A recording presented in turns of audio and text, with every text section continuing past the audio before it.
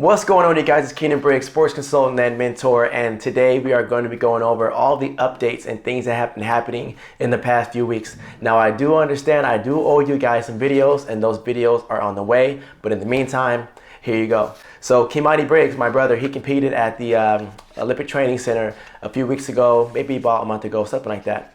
And what had happened was the injury that we fixed, the hamstring. We fixed it, we got it going. However, the hamstring was actually a lot deeper than we thought. So when we did all the therapy, the rehab, the reteaching of the motor skills, all those things, when they got the actual injury checked out, he said, we got everything covered. However, the injury is actually deeper than what we thought it was, and that injury came from him in college, and it wasn't treated correctly then because he graduated. So now we're going to be dealing with that deeper side and then getting him ready for the 2022 season. But he's still around, he's still training and being ready to go. So that's my brother Keinan Briggs. The next part is we had CIF Finals. Now this year in California, we did not have a state meet and we didn't have a masters meet. So basically everyone went into their divisions and had a divisional championship. And so Emily Waller of Woodbridge High School, Leap Squad athlete, was able to drop 2 seconds in the final 2 weeks and ended up winning CIF in the 300-meter hurdles. So the first week we focused on the mental, the mindset, understanding what it took, setting a game strategy, game plan. Now, the coaches over at Woodbridge did a great job with getting her speed, her strength, her base set, all those great things. And the team collectively, Leap Squad, Woodbridge, and Emily, were able to create everything that she needed. And she dropped a full 1.5 seconds in the prelims.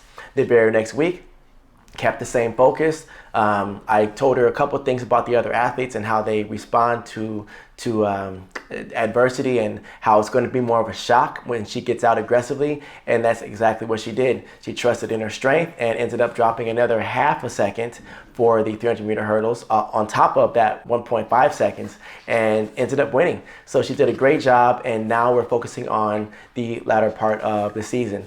And the next champion was Miles Carter, Division II triple jump champion. He was already the front runner by about 2 or 3 feet. However, anyone at any time can pop off some big jumps, but he solidified that by putting together some great jumps. He jumped 46 feet 7 inches and is the 2021 CIF Division II triple jump champion.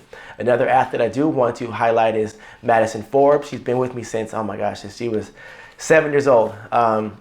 Just growing up, and finally she's in high school, and she ended up jumping well this year. Her PRs were 18.9 in the long jump and 38.4, and she ended up as runner-up in both long and triple jump. But that's a huge feat, and she's only going to be improving for the next 4 years. So I'm really excited about that. The other thing we did was the Pacific Coast Shockwave. This was last weekend. The Pacific Coast Shockwave is a USATF youth track and field meet. I took my Leap Squad athletes who were continuing, and we went there with 14 athletes.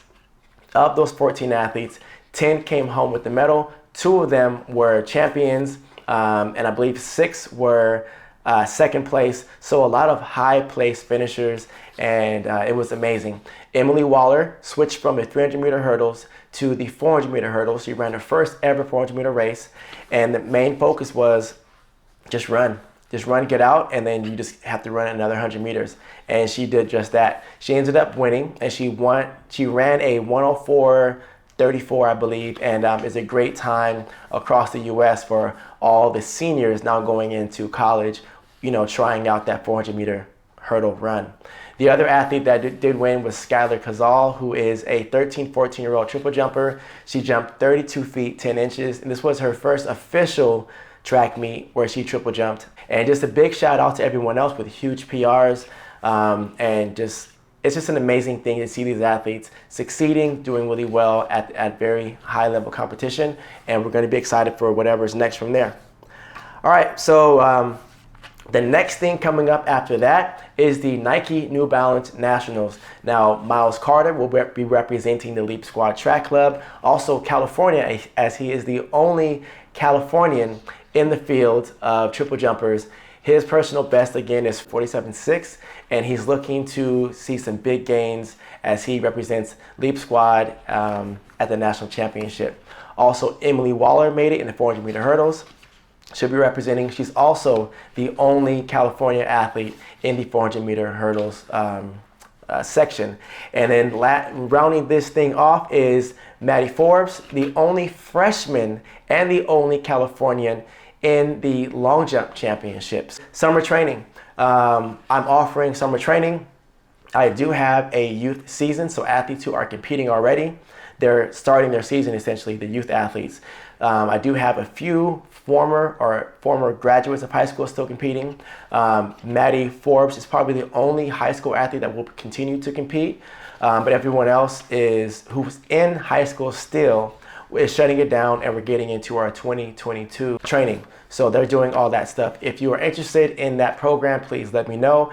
Even if you're not in California or anywhere near me, I do have programs to keep you a part of the Leap Squad Track Club, training with us virtually and getting your base training set up and ready to go. All right, you guys, so stay tuned, continue supporting.